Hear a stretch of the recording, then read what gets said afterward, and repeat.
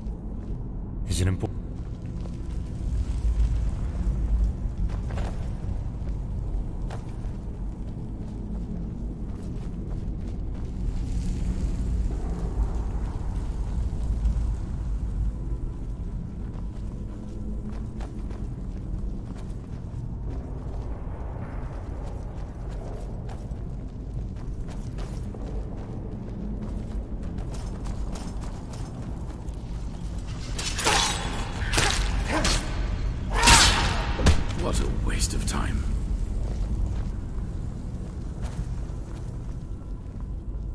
No fuss. The beacon is all that matters, understood? They must not harm it.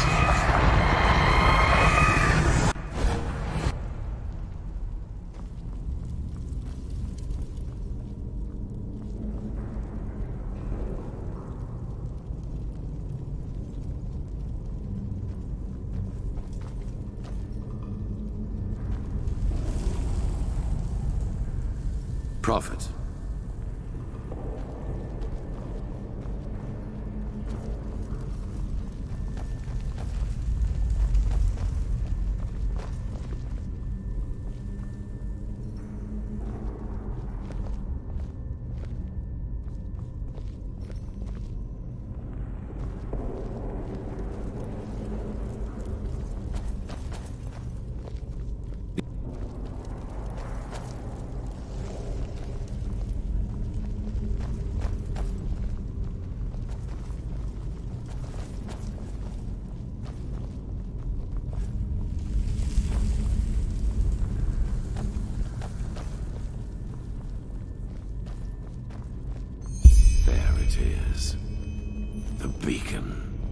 The gods, how similar they are.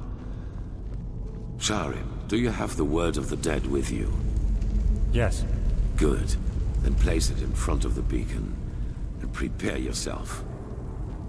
Prophet, it is now up to you. Somehow you must recall the moment when the last cleansing happened. If Shayla's theory is right, this is the only way to get our hands on something close to a physical form of a High One. No, but maybe you can somehow lure it. According to all that you have told me so far, the Echo seems to react to things or situations connected to the cycle. Take a look around and see if you can find something. All right.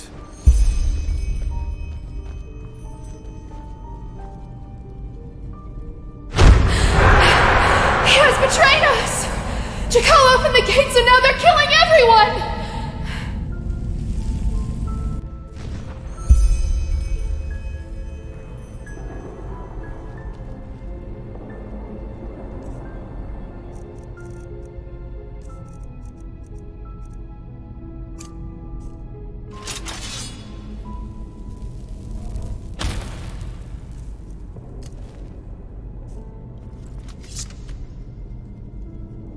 The core of this sickness is in people's heads. It is a way of thinking. But you will never understand that, High Priest, will you?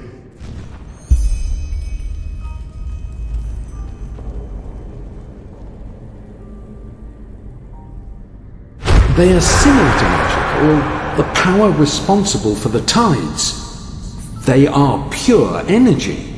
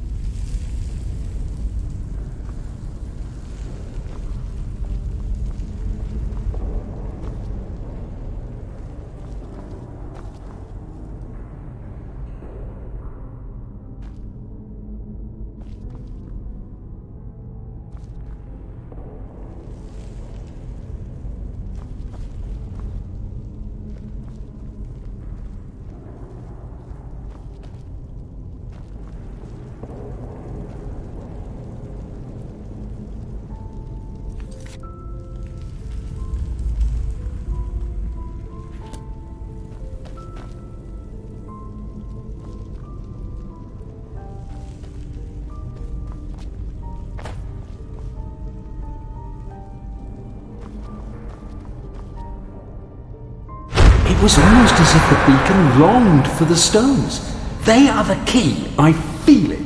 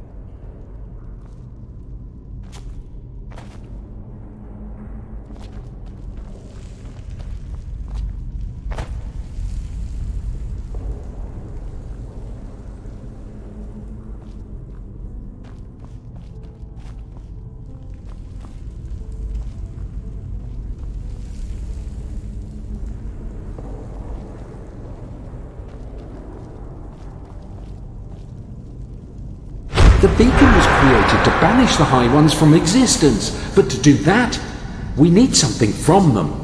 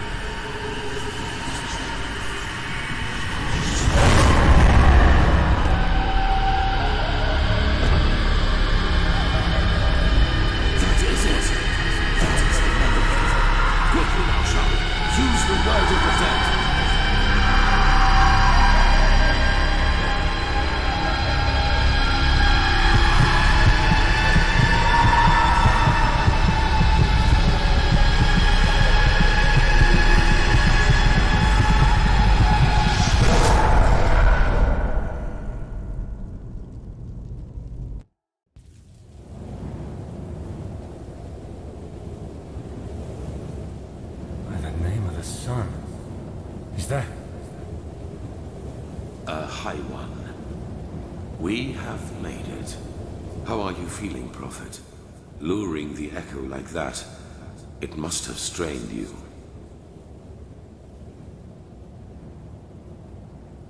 It does, indeed. We are in the consciousness of a past civilization. Do you see that up there? Yaela was right after all. This is our Numenors, the essence of a High One. I wish you could see this.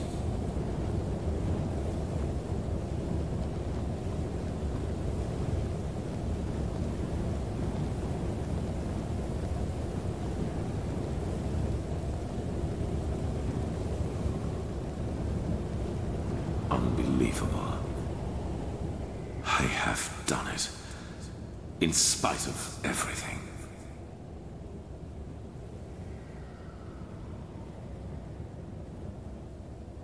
We are in his thoughts. What could you do against that? Time does not exist here. At least not as we know it. We will see about that. Maybe that question will answer itself. Sharon, do it. Carry the container to the essence. As you command, Erendiel.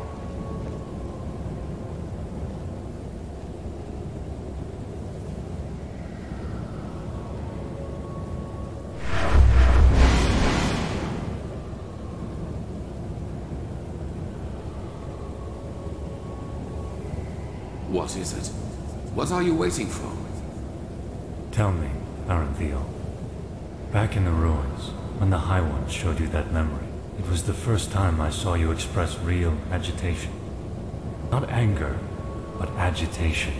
What you did to your son, do you regret it, I wonder? That you abandoned him in exchange for prestige and power. What? I don't think you do. What got to you was being reminded of your own failure. Regret. You don't know that feeling. You never have. Not even after Kira. Sharon, what are you? I hired the mercenaries with Khalid. I helped him kill Lashari. And I let the Neramis into the city. And still, you don't have the slightest idea who I am, do you? You were there. The night of 1,000 fires. Yes. I survived your massacre. One of only a few. Then you did not follow my son because you shared his ideals. You did it to get to me. What for just now? Justice? Justice. I am done with this world, Erendiel. I have been for a long time now.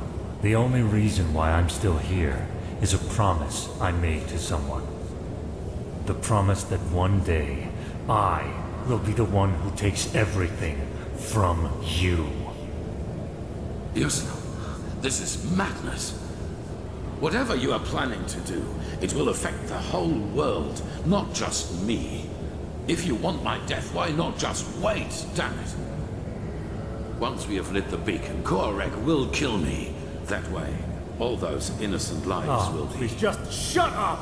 You take me for such a fool?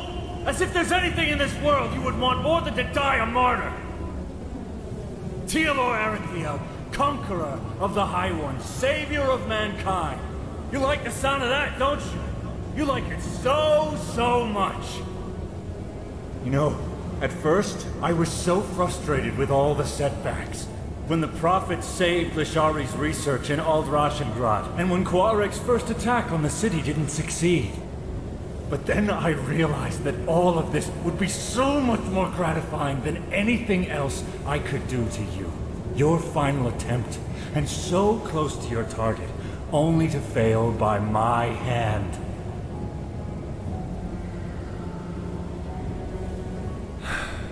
You asked me once what my daughter's name was. Do you remember? Yusna, I beg you, please. Lena. Her name was Lena.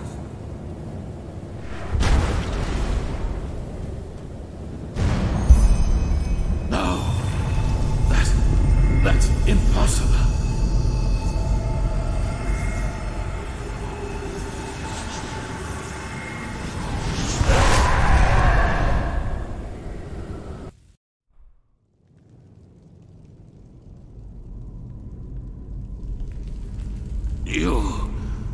You fool! Miserable, selfish fool! You killed us all! Impressive, Erendiel. You really were close. A shame that you were too preoccupied with yourself to see it coming. Beast! You damn beast! He was possessed from the start! Oh no, Erendiel. I'm afraid that is only half true. We reap, but you sowed. Of course we possessed him, but you did all the heavy lifting back in Kira, when you gave the order to massacre everyone dear to him, including his wife and his poor daughter. And so, it is a happy ending after all, isn't it? Without the Merinos, You have nothing to use the beacon's power on. And the only thing it is good for now is the destruction of your own beloved city. It will be a feast, and there will be nothing left of you once we've devoured you. Nothing but cold, gray flesh.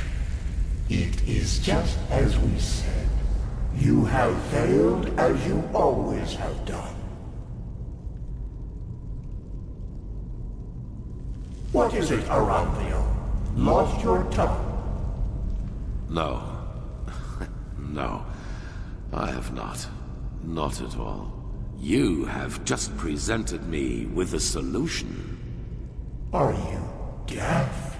There is no solution. The cleansing will happen, and you will all die. Yes. Yes, we will. Your Messiah, the citizens of the city, the armies, we will all burn like the sun.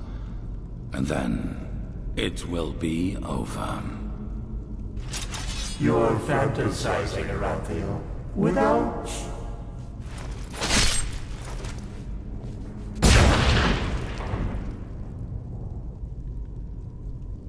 Not this time.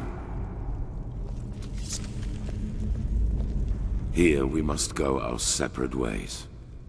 Believe me, I wish it were otherwise. But in your condition, you would just be a burden. And I cannot afford any risks. I'm sorry. The High Ones are right. We cannot use the beacon to banish them anymore. But do you remember what the Archmagister said? Without the Numinos, the beacon's energy would burst out without direction.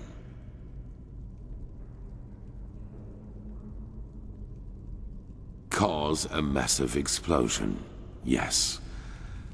And that is the only thing we can do for mankind now.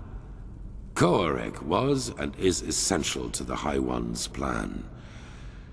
Whatever shape the actual cleansing takes, he wants to make sure it will happen. And we, Prophet, we may have failed in breaking the cycle for ourselves, but not for the others.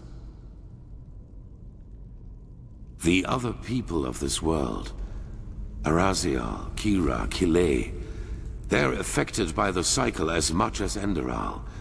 And I know that there must be people like us. People who have had the same dreams and feel what is about to happen. And if we kill Koarek and his armies, we buy these people time. Time to gather knowledge. Time to build a new beacon. And time to light it themselves.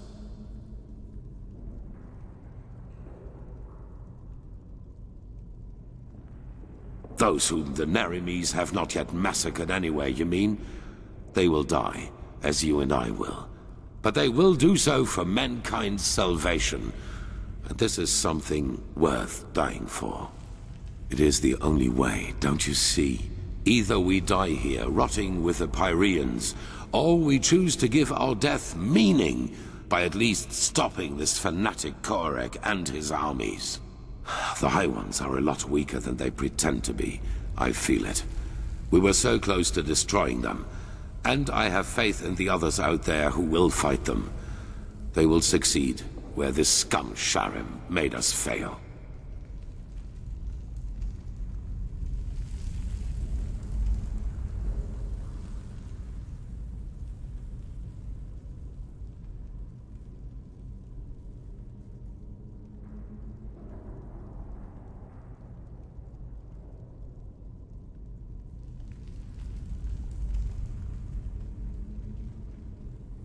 So, a shepherd cannot decide the fate of his sheep. What is this really about, Prophet? Your life? The life of this woman who's so dear to you? Now is not the time for arrogance and selfishness. All of this is about more than just us. That you fail to see this disappoints me, Prophet. I thought better of you than that. But it does not matter anymore. I've made my choice. I'm sorry.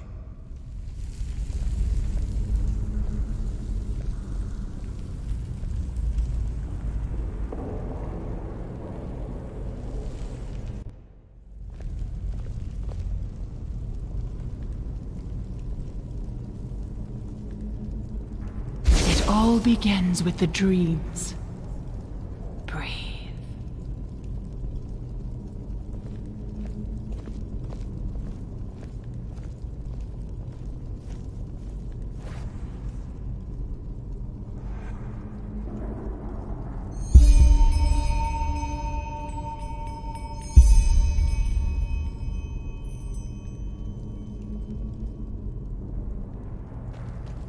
Enter the mind of a High One? I hope you're joking.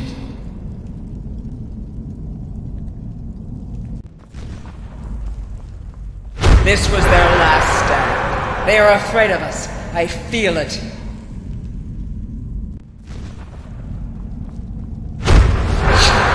You've killed us! You've killed us all! You have just shown me the solution.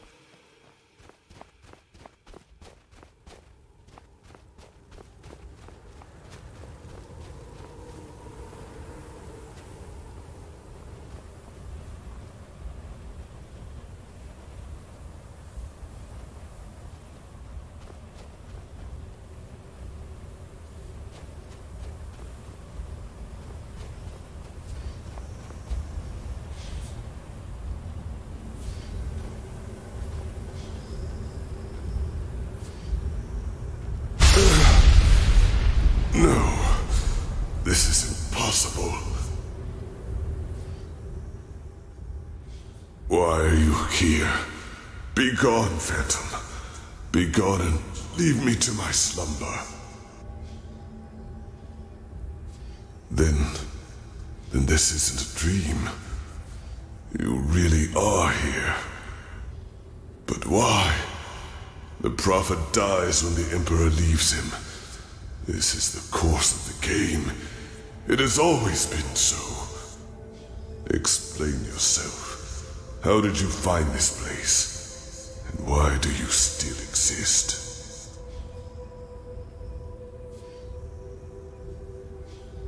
Her?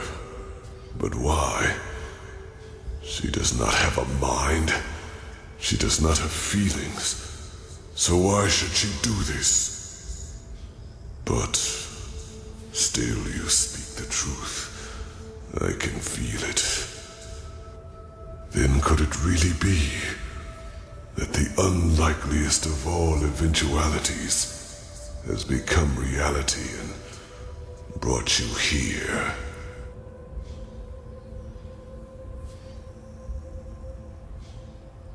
Coincidence or caprice, I do not know. The veiled woman cannot be understood.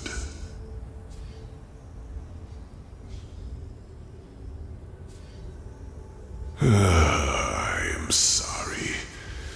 It's been too long since I've spoken to anyone. I have had many names. The Akarians called me the God of Death. The Moonskin people, the Warden of Dreams. The Pyreans, the Demon of the Deep. For your people I am, or was, the Black Guardian. Pompous names, I know. However, I am none of these, neither god nor demon. I am only an eye, condemned to observe again and again.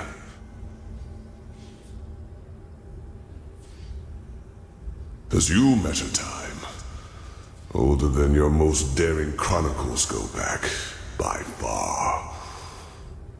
I have seen them all, since our people fell. Every civilization, every cleansing, every turn of the cycle.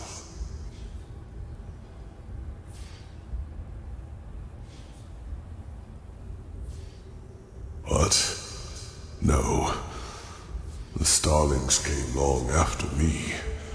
I was only a fool who wanted to save his own skin at any cost. I knew the cleansing would come. I had known it long before the Red Madness and the war started. But I also knew that fighting it as my people did, and as most do, was pointless. So I looked for another way to prevail. And I found it. What you see here is the result. The Goliath, as I liked to call it back then.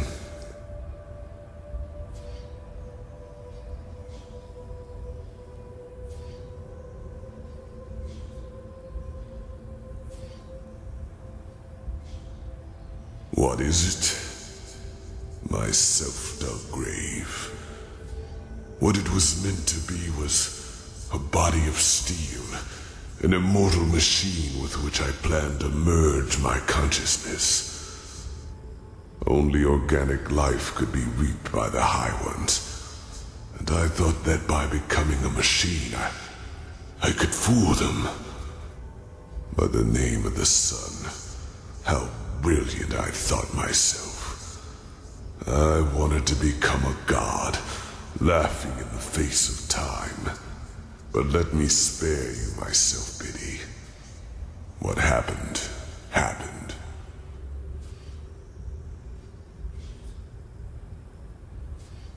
No. Joining the Goliath meant immortality. All I had to do was sleep and awaken once more when the cycle started again, and new life came forth. Except that this new life would not have been defenseless. I would have been a true god to them, one capable of protecting them from the High Ones. No imaginary figure like the Creator, no false gods like the Lightborn were, to speak in your language.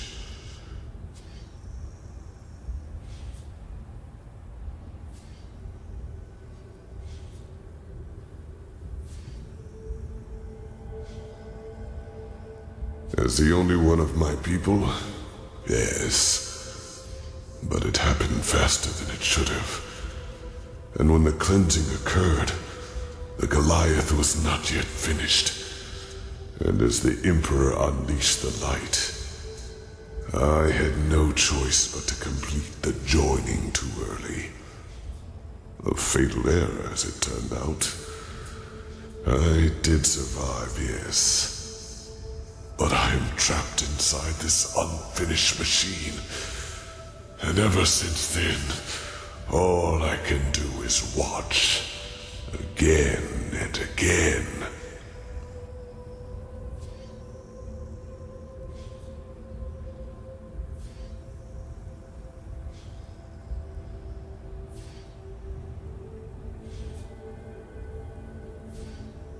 Yes. But a part of the Goliath is the eye. It allows me to see what happens on the surface everywhere. Not as literal as you imagine, of course. I see schemes, feel emotions, similar to your gift, to the Echo. But they are enough to understand.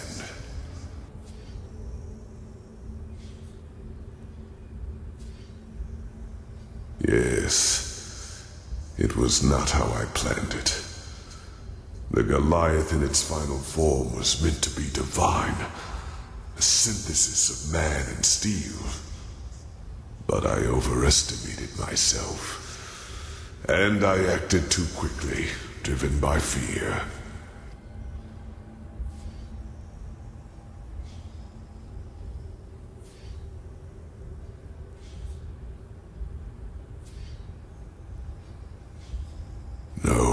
No, you do not understand.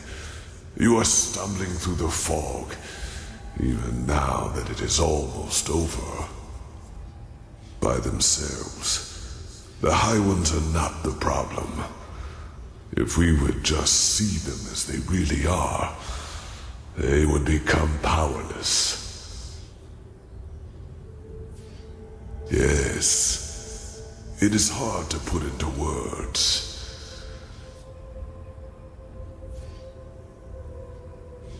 Ich weiß nicht viel über die Hohen. Nur, dass sie Teil von etwas sind, das wir den Zyklus nennen.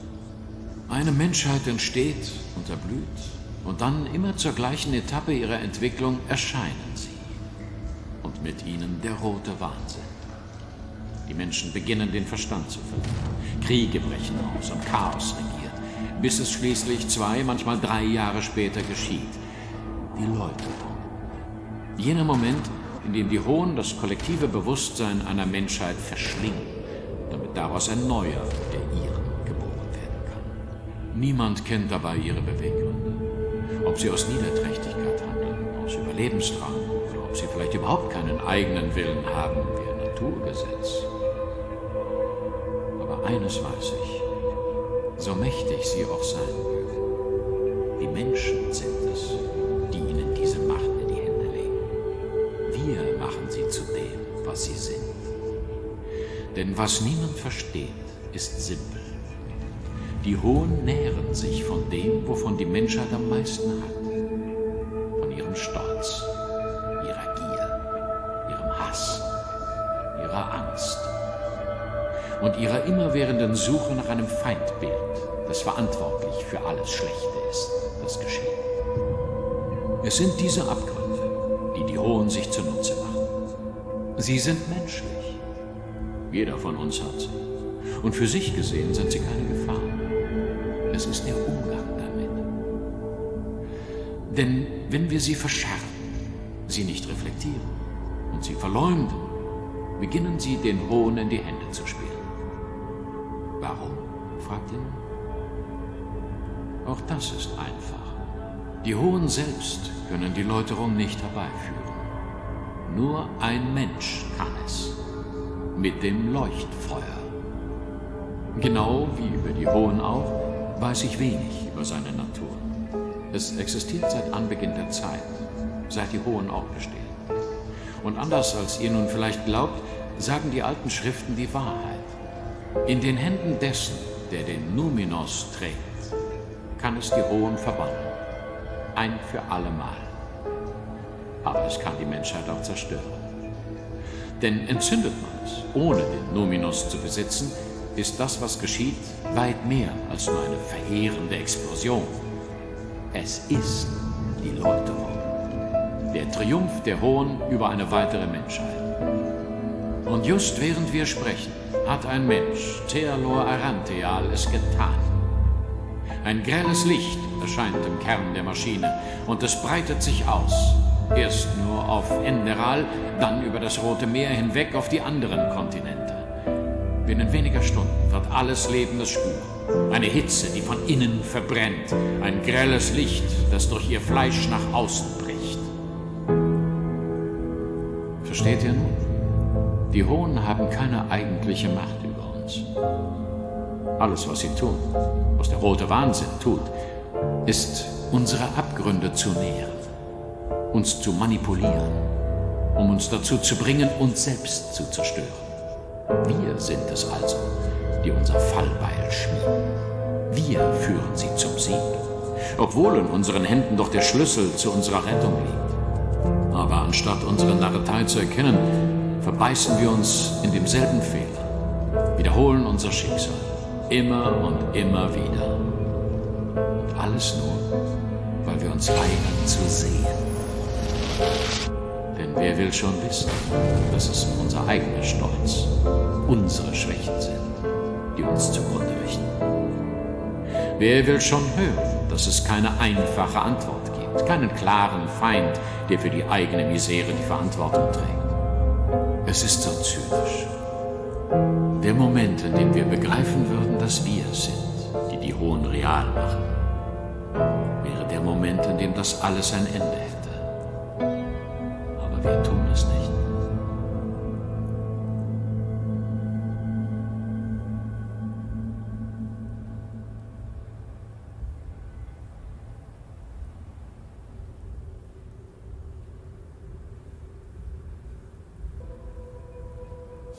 They reap, we Maybe so. Dreams, thoughts, visions, they are everywhere, but the principle is always the same. They throw a tainted seed into a fertile ground. The rest happens by itself.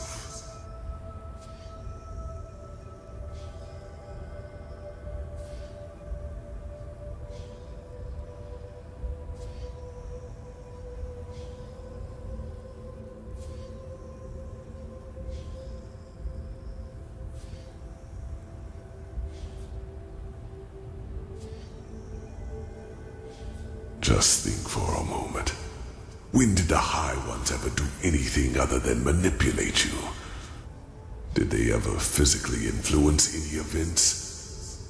They incited the Naramis to march against you, and time and again confirmed the righteousness of both your causes. All they told you, all they showed you, was what you wanted to hear, and what you wanted to see. And yes, if you, Enderal, his order, and the Naramis had never acted, the cleansing would never have happened.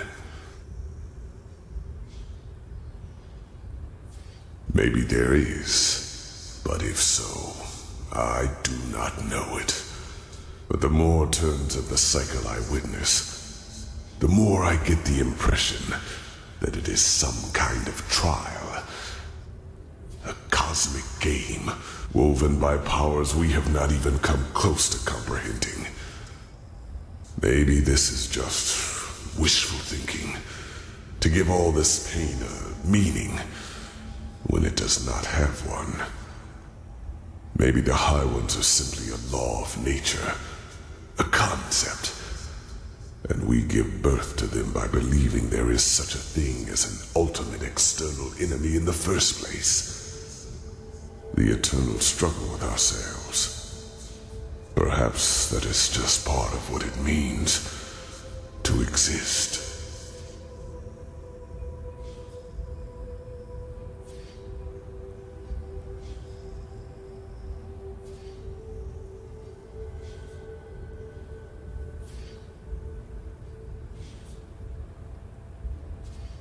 Like 1,000 others before him, the High Ones knew exactly what they had to do to get him to commit this last act of desperation. They played him with his weaknesses and fears, like a figure on a chessboard. And the saddest part is that until the very end, he will believe that he has done something good.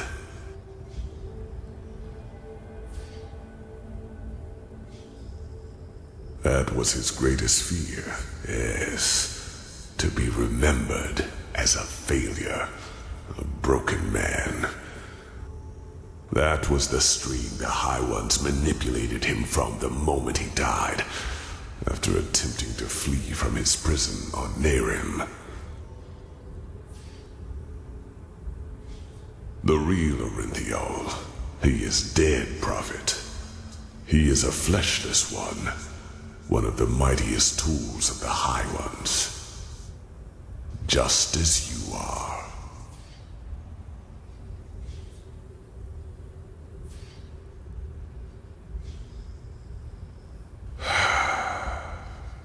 I wish it were. The methods of how the High Ones influence us are plentiful, and the red madness and their ability to enter our dreams are not their only means. Their mightiest tool is the creation of projections, fleshless ones, or emissaries, as they are also called. If a person dies, and if this person has one last unfulfilled wish, a compulsion, then the High Ones have the power to create a projection of him, an immaterial image of the deceased, which thinks itself real and is perceived as such. What no one notices, not even the projection itself, are two things. Firstly, it is driven by this last unfulfilled desire. Secondly, it becomes an idealized version of its former self, almost tailor-made to free itself from the last compulsion, that ultimate scourge. The daughters of fishermen become warriors. Broken generals become charismatic and driven leaders who seem almost too determined to be real. You are one of these projections, as are all of the emissaries. You are a fleshless one, a spirit searching for liberation from something. I do not know your past before you came to this land, because before you became the prophet, you were insignificant. But what happened to you and your friend on that ship? You never survived it. You drowned in the Red Sea, and in that very moment, the High Ones entered your mind and made you into what you are today. And other than myself, the High Ones knew your compulsion, knew the desire that drove you. Whatever it was, it made you predictable, and it allowed them to play you, just as they played Arinthiel and Korak. Do you see it now? Every dream the High Ones sent you, every time they appeared to you, they all had but a single purpose: to feed your self-image, to push you in a certain direction. They wanted you to play the game for their purposes, and they succeeded. You read the echo of the future, as other prophets did before you. You helped Arinthiel reconstruct the beacon, and led him to the Numinos. When he saw that it would be taken away from him at the very last instant, his fear of failure led him into doing what he did. You are not to blame, Prophet. You did what countless others did before you, and you did it because you thought it was the right thing to do. Only one thing is different. In all the time I have been here, never before did a projection realize its own nature. You were meant to dissolve like the rest of mankind. Yet, here you stand, and I tell you the truth. This was never meant to happen.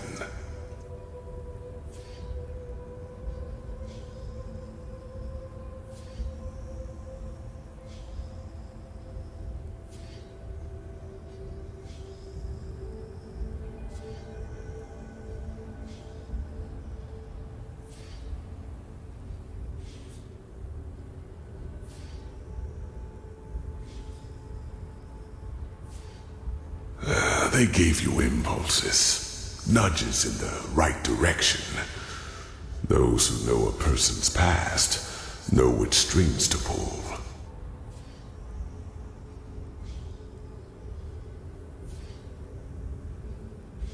The Starlings, in their time, were called the Yalam Rashe, and yes, they manipulated the game in their favor. Their goals were similar to mine when I created the Goliath. They were a small circle of highly intelligent craftsmen and mages, and just like myself, they did not think the cycle could be won by the beacon alone. So by unknown means, they fled into the sky and created something that protected their city from the cleansing.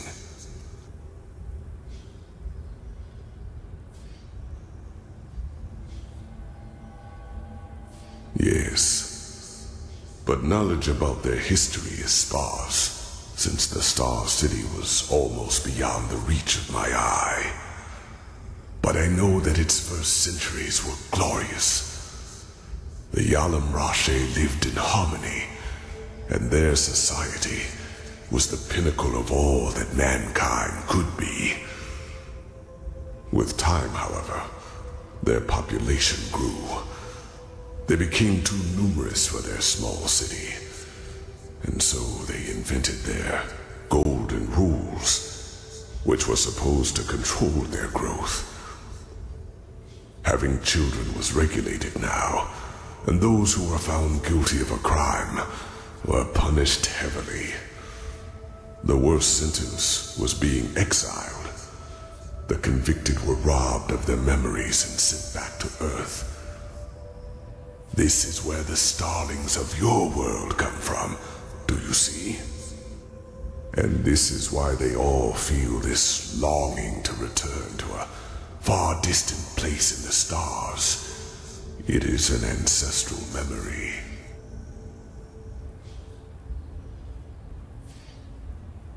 I do not know. As I said, my knowledge about the starlings was always limited. All I do know is that one day they were gone. I could not feel them anymore. By that time, their society had become but a shadow of what it once was. But whether they destroyed themselves or left for someplace else, I will never find out.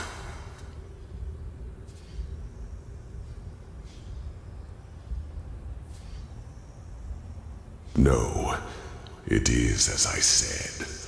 For as long as this cycle has existed, so has the beacon.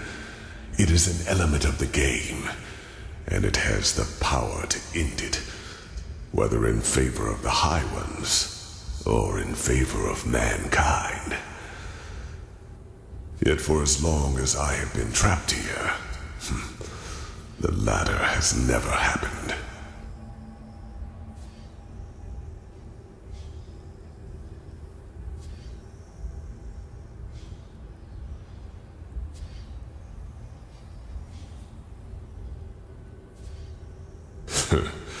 Oh, believe me, I have.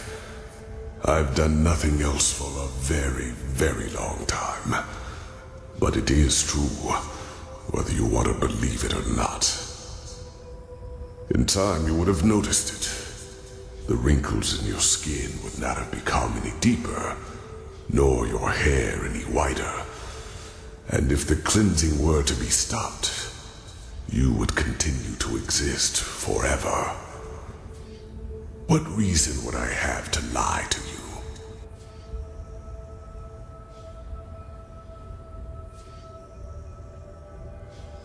Oh, stop it. No, it is too late for that. By the name of the sun, it is so ironic that the veiled woman did not lead you here earlier. It is over, Prophet. You are strong, but regardless of how long your power can protect you from the light of the cleansing, eventually you will dissolve too, even if... Wait. No. Maybe you are right. Maybe there is a way. But no, it would be pointless. Forgive me, I have to think. Yes, there could be a way. What I told you is true. Here on Earth, you would not survive the cleansing. But there is one place where you could. The Star City. I know that you brought something back from your journey there. The escape pods. And I know that they can also take you back there. For I have seen the Yalam Rashe, the ancient starlings, do so. Whatever has protected the city over all these millennia, it would protect you too. Yes, you could survive it. By the face of time, you could.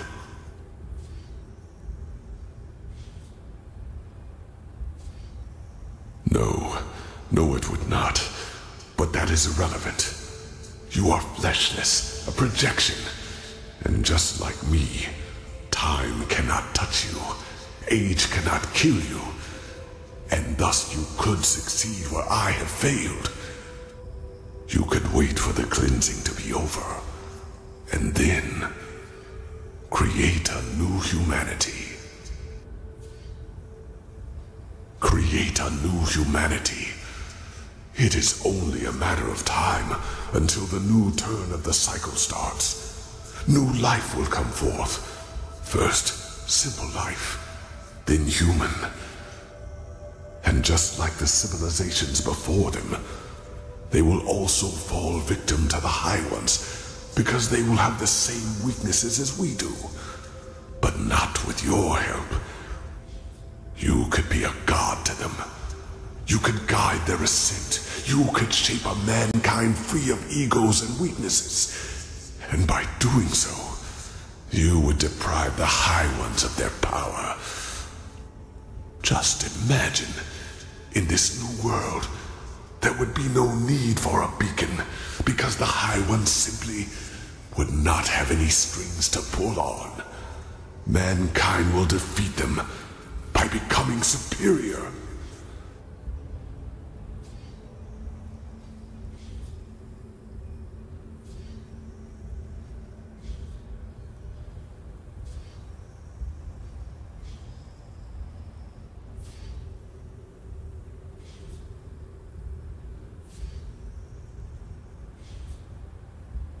The High Ones reap, we sow.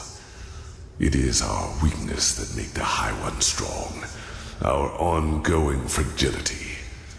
And if not for that, the High Ones would be powerless. You could be the one to create a humanity like that. Altruism instead of greed. Self-responsibility instead of the continuous search for an enemy. Awareness instead of blindness.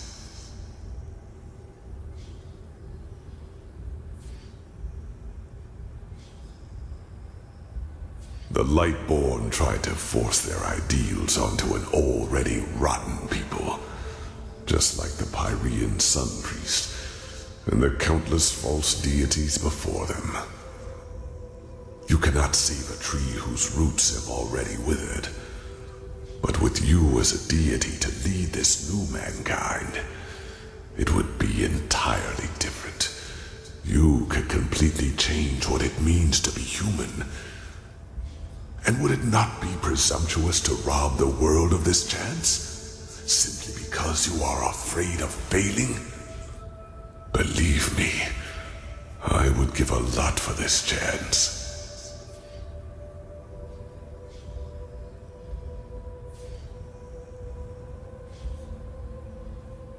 Yes, because that old starling did harm to the city by trying to destroy a crystal. That awoke the Guardians, but they are asleep now. I can feel it. You would be safe, believe me. No, they are already dead, damn it. Orinthiel has lit the beacon. And unlike anything else you could do right now, this would be a chance for permanent change. By the face of time, do not let all of this become meaningless. Every second you waste doubting lessens your chance to get to safety.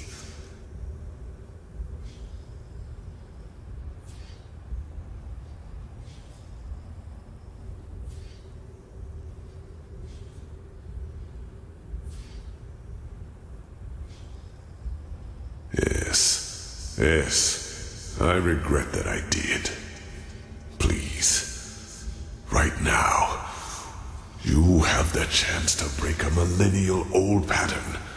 Do not let it go to waste. I beg you.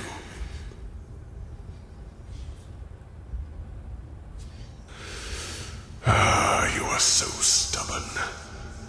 But, well, you might be able to destroy the beacon itself. The light, it consumes everyone who gets too close to it. But you, as a projection, you might be able to do it.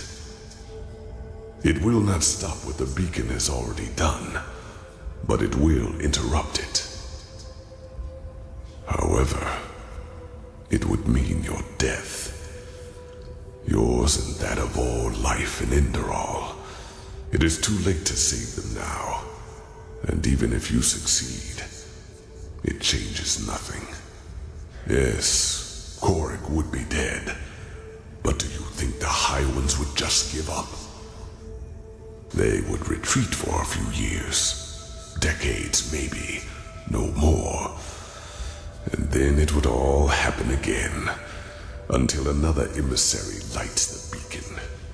Trust me, I know humans far better than I would like to. Within a few years you would be forgotten, and they would win, as they always do.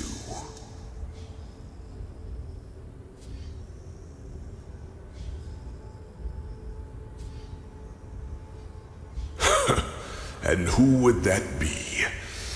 Even if there were someone, do you think anyone would listen?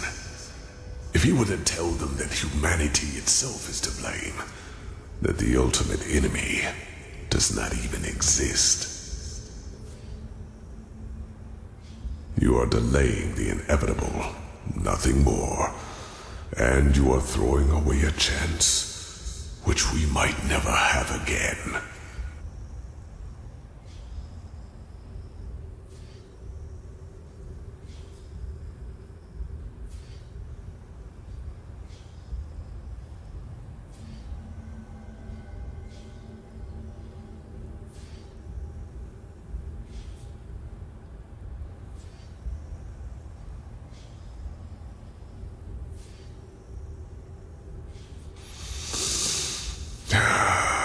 Then you will change nothing. But what can I do? I am powerless. Go. Do what you must. And deal with the consequences. There is one more thing I need to ask of you, however. One final request. I want you to shut me down. Yes. I want to finally rest. I will not spend another 1,000 years watching this tragedy unfold. You could have changed it, but you did not. There is nothing I can do now. Please, do it. The switch is in front of you. That was how I connected myself to the Goliath. It will cut the connection as well. Do it, and then go. Go and fulfill your fate.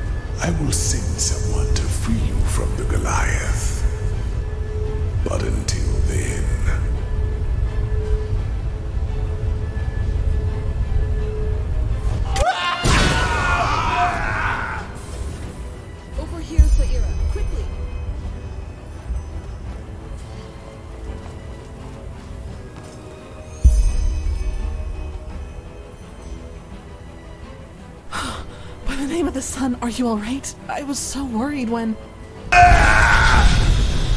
Miserable fool! I would have kept my word, but if you want to play games, fine! I have had enough time to practice! Oh, Kirash. Enemies. Get ready.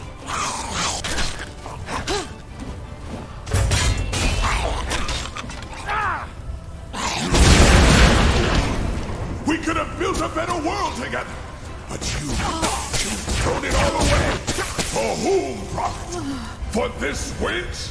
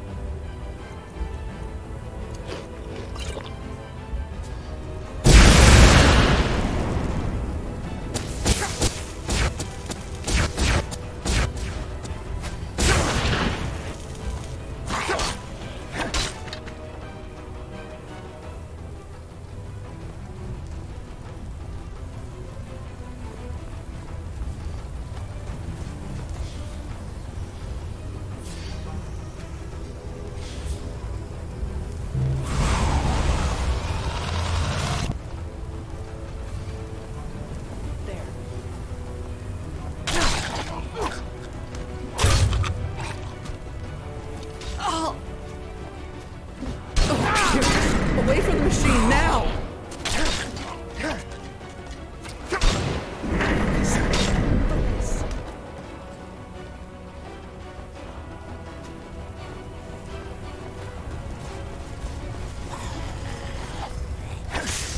What are you doing? You'll get yourself killed! We need to deal with these things first! There. That doesn't look good.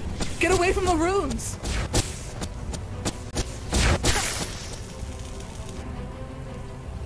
The shields are down. The generators, now!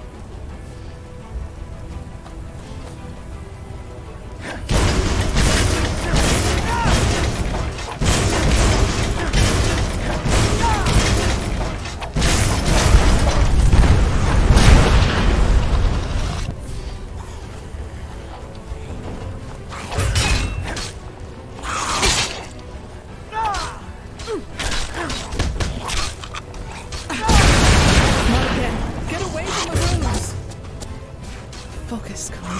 Focus.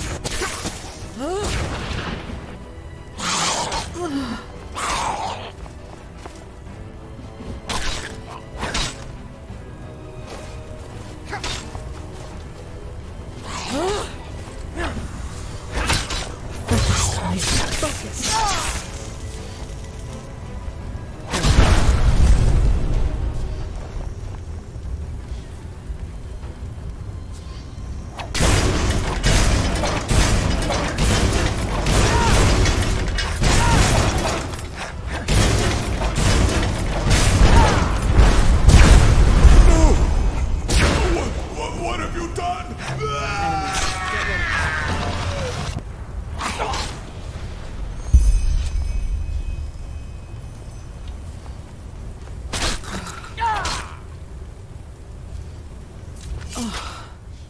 I suppose the explanations will have to wait.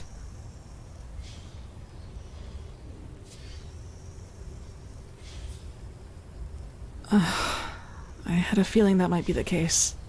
Go on ahead. I will follow.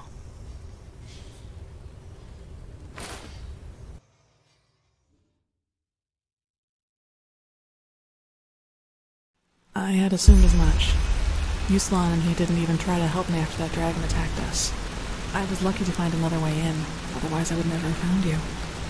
And you were...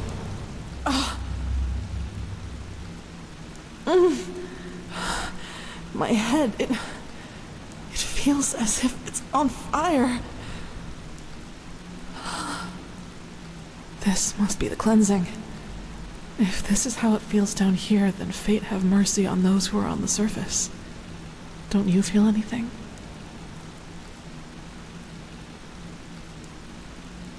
Then the Black Guardian was right, wasn't he? What you are, your fleshlessness, it protects you. Kirash, I just don't understand. You are here, standing right before me, and I can see you. How is that possible? Could you really be an illusion?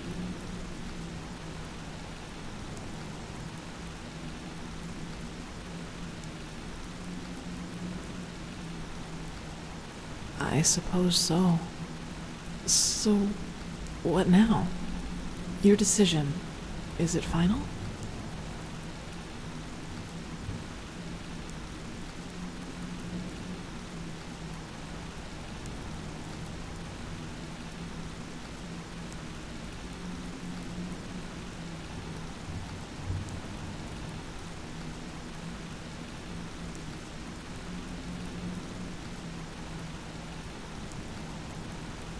What would I do?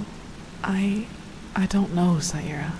Just thinking about a question like this is so bizarre.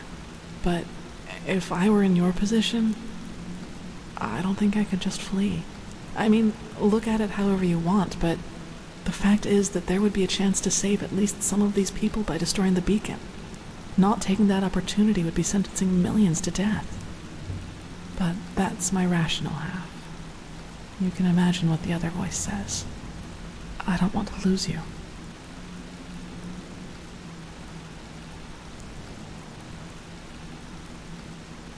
I don't know, but there is a secret passage into the South Quarter. If I can reach the Myriad there, I might be able to flee to one of the islands. I think I can make it, somehow.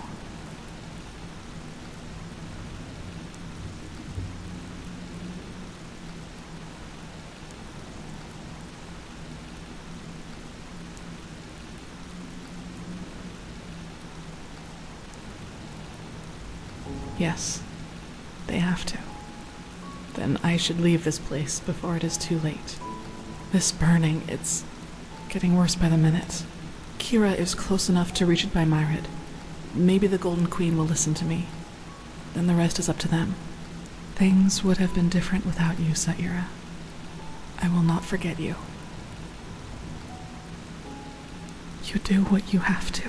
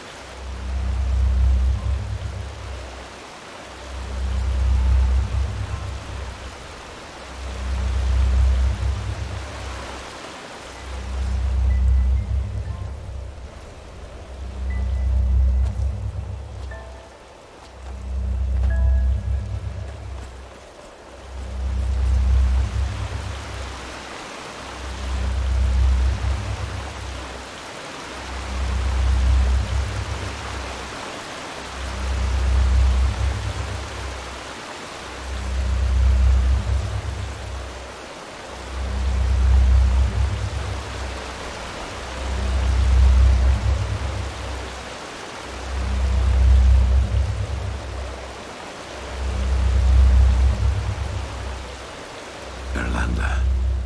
Is that you? I did it.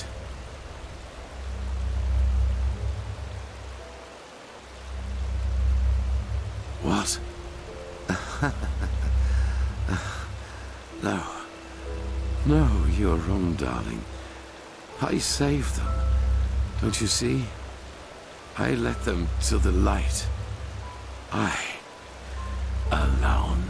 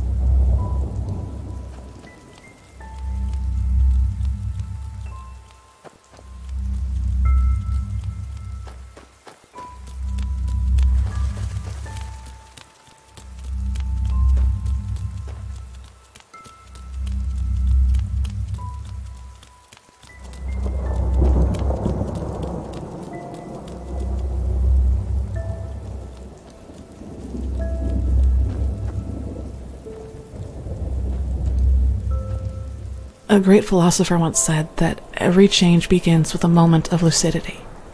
In these moments, a veil opens, one which normally shrouds all the unwelcome truths we're aware of, but which we've buried deep within ourselves where we cannot see them. And it is only these moments in which we can make a decision. The decision to either act, or to let the moment pass until the veil seals itself again and we once more are the slaves of our habits. I don't believe in revolutions. They are too simple, too fiery, and they too often end with the opposite result of what was intended. But neither am I a cynic who has lost all faith in the world. Change is possible, but it won't come as a big bang, but rather as a long path, one that will constantly confront us with obstacles. Obstacles we can either choose to overcome, or at which we choose to quietly turn around and go back to being what we were. The sacrifice of the one who will be remembered as the prophet is proof that I am right. Yes, some might see the downfall of Enderal as the triumph of the High Ones, but it wasn't. It was neither that nor a triumph for mankind. What we were granted was a moment of lucidity, the chance to start our own walk down a long, rocky path. The High Ones exist because we believe in them. We, our egos, give them their power, and the more we listen to their words, the more we hate them, the more powerful they become. Indeed, the beacon, this ancient machine of unknown origin, can destroy us. But it can also free us from the High Ones once and for all, if we use it right. Rumors that the Arizalians have started constructing a second beacon, and the knowledge that this time we are aware of its nature, give me hope that the man I loved has not died in vain, and that we continue walking.